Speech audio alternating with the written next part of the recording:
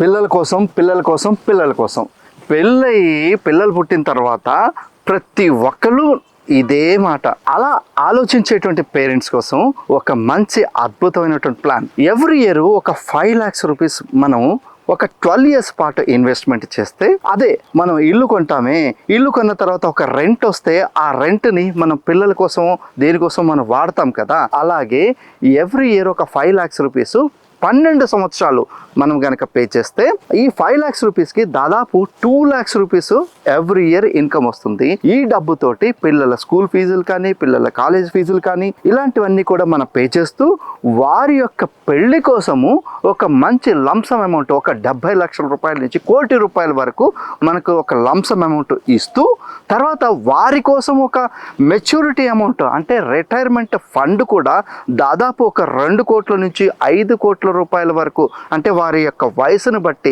Return వచ్చేటువంటి అద్భుతమైనటువంటి plan ఉంది. ఇలాంటి మరెన్నో అప్డేటెడ్ కంటెంట్ కోసం మన వీడియోని లైక్ చేసి, షేర్ చేసి, కింద ఇచ్చినటువంటి నెంబర్కి మీరు కాల్ చేయండి.